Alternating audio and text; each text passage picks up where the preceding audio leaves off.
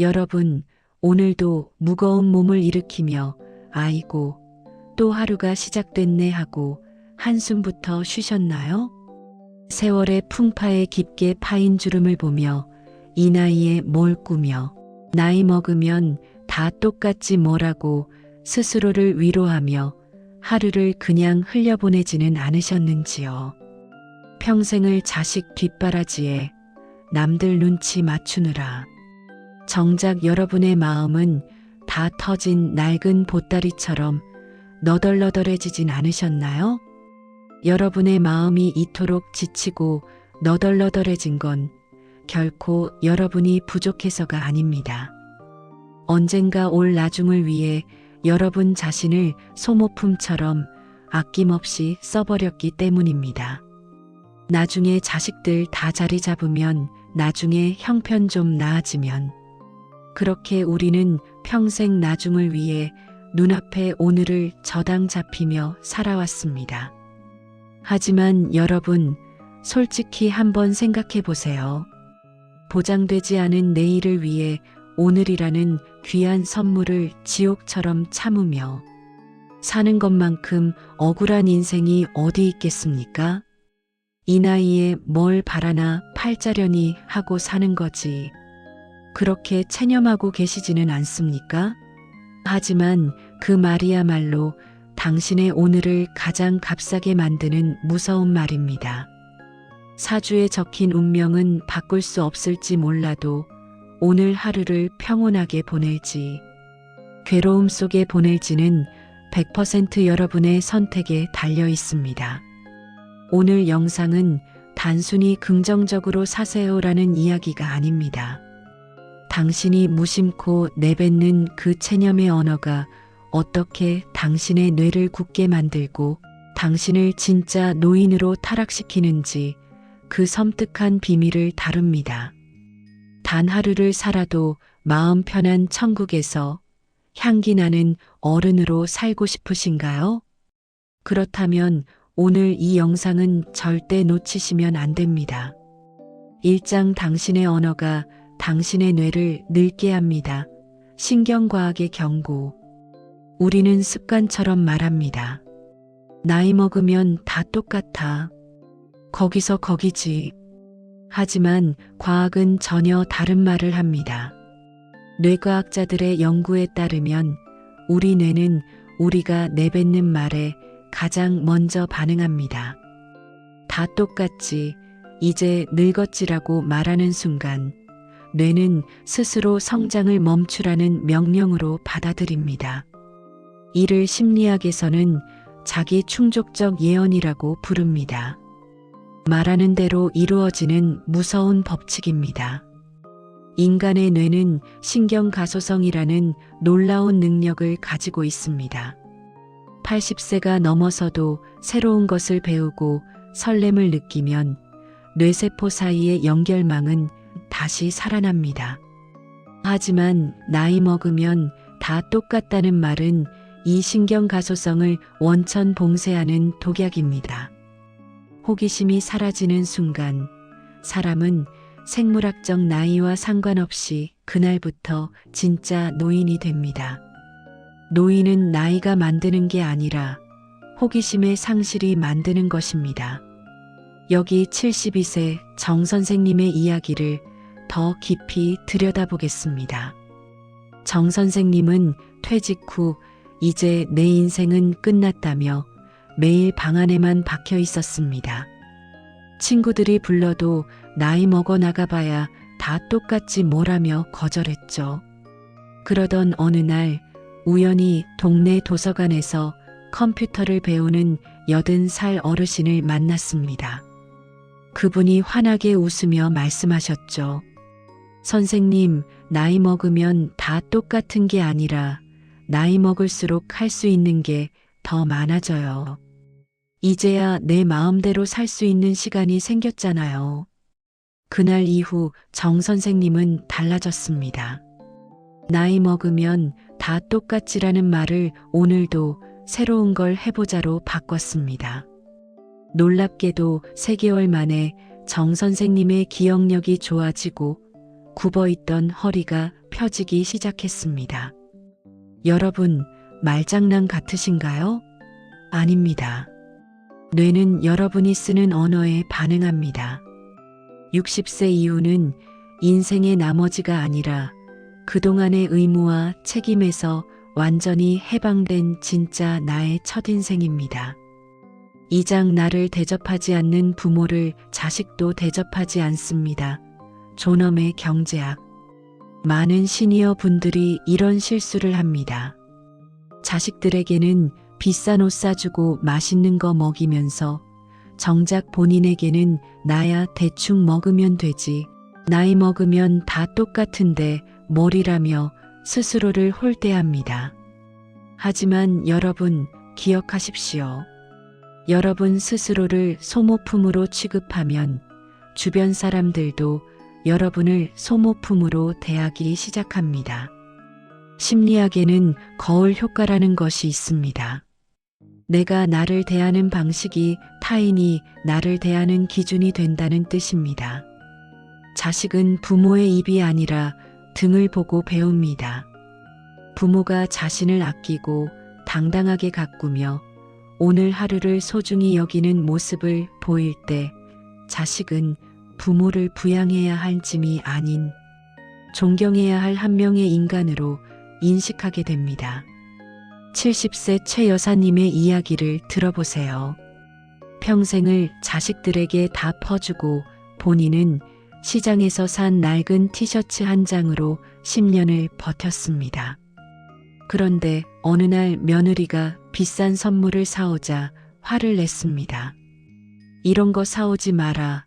나이 먹으면 다 똑같다니까.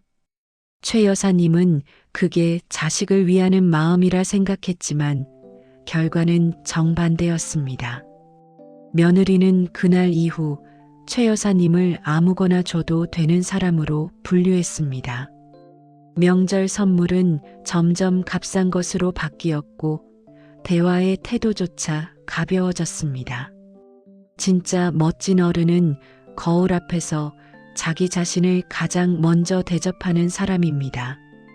아침에 일어나 정갈하게 머리를 빗고 나를 위해 예쁜 접시에 음식을 차려내는 것. 그것은 사치가 아니라 나를 향한 최고의 예우입니다. 이 나이에 누가 본다고? 아닙니다.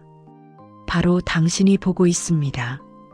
당신이 당신을 귀하게 여길 때 세상도 비로소 당신을 귀하게 여깁니다.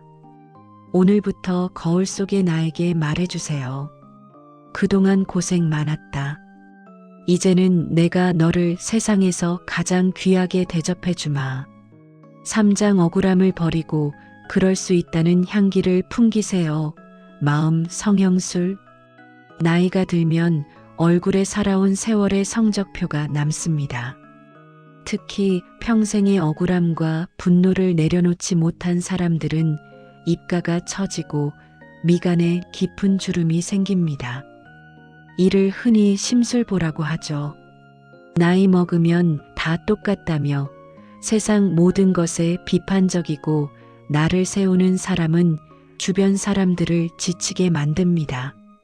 반면 어떤 상황에서도 온화함을 잃지 않는 어른에게는 사람들이 꽃에 벌이 모이듯 저절로 모여듭니다. 그 비결이 무엇일까요? 바로 그럴 수 있다는 마음의 방패입니다. 살다 보면 믿었던 사람에게 배신당하기도 하고 평생 헌신한 직장에서 찬밥 신세가 되기도 합니다. 그때마다 어떻게 나한테 이럴 수 있어? 라고 외치면 지옥이 시작됩니다.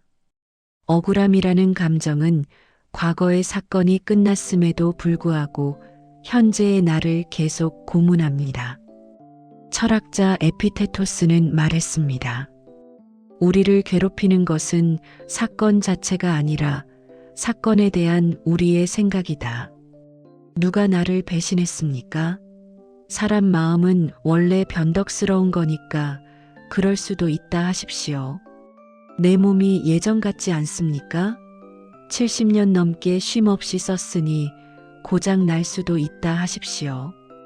이 말은 포기가 아닙니다. 내 소중한 에너지를 더 이상 쓰레기통 같은 감정에 낭비하지 않겠다는 지혜로운 방어입니다. 젊었을 때는 옳고 그름을 가리는 게 중요했습니다. 하지만 지금은 옳은 것보다 편안한 것이 100배는 더 중요합니다. 내가 옳다는 걸 증명하려고 피를 토하며 싸워봤자 남는 건 고혈압뿐입니다. 그래, 내 말이 맞을 수도 있겠다 하고 허허 웃어넘기는 사람이 결국 최후의 승자입니다. 그런 어른의 얼굴에서는 평온한 빛이 납니다. 그 빛이 바로 노년의 품격입니다. 여러분은 지금 거울 속 자신의 얼굴에서 어떤 향기가 난다고 생각하시나요? 2300만 2905 사장 자식은 손님입니다. 이제 당신만의 천국을 만드세요. 관계의 재구성. 많은 분이 나이 먹으면 다 똑같이 자식 덕 보며 사는 거지라고 생각합니다. 하지만 이는 가장 위험한 착각입니다. 자식은 내 노후를 책임질 보험 상품이 아닙니다. 자식은 내 인생이라는 집에 20년 넘게 머물다간 가장 비싸고 귀한 손님일 뿐입니다. 우리는 손님이 머무는 동안 최선을 다해 대접했습니다. 좋은 거 먹이고 공부시켜서 이제 자기 인생을 찾아 나갔습니다. 그럼 주인으로서의 역할은 끝난 겁니다. 손님이 체크아웃하고 돌아갔는데 왜 자꾸 우리 집 안방을 비워두고 그 손님이 다시 오기만을 기다리고 계십니까?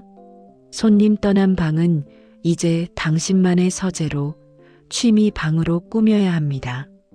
진짜 세련된 어른은 자식이 오면 반갑게 맞이하고 자식이 갈 때 뒤도 안 돌아보고 자기 할 일 하러 가는 부모입니다. 바쁜데 얼른 가라. 나도 친구들과 약속 있다라고 쿨하게 말하는 부모 말입니다. 자식은 그런 부모를 보며 미안함이 아니라 존경심을 느낍니다.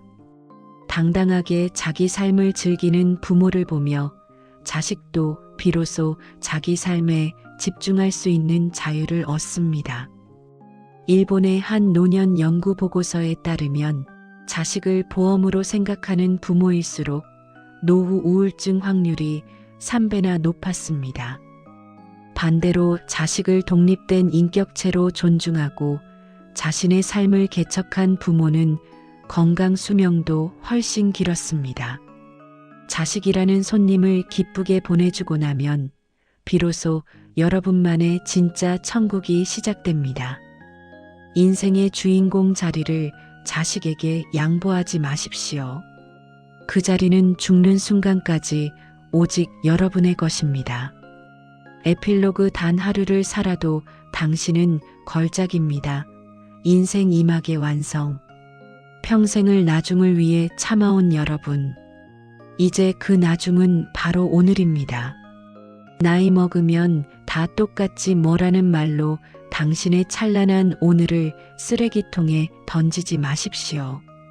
당신의 인생 2막은 자투리 인생이 아니라 수십 년의 경험과 지혜가 농축되어 가장 세련되게 다듬어진 당신만의 걸작이어야 합니다. 남의 인생의 관객으로 머물지 마세요.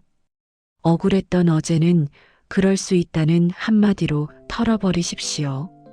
팔자라는 낡은 핑계 뒤에 숨기엔 여러분의 남은 세월이 너무나 아깝습니다. 이제 거울 속의 여러분을 향해 다시 한번 말해주세요. 그동안 정말 고생 많았다. 이제는 내가 나를 세상에서 가장 행복하게 해주마. 여러분이 스스로를 인생의 주인공으로 선택하는 순간 노후의 문턱은 두려운 끝이 아니라 가슴 뛰는 진짜 인생의 시작점이 됩니다.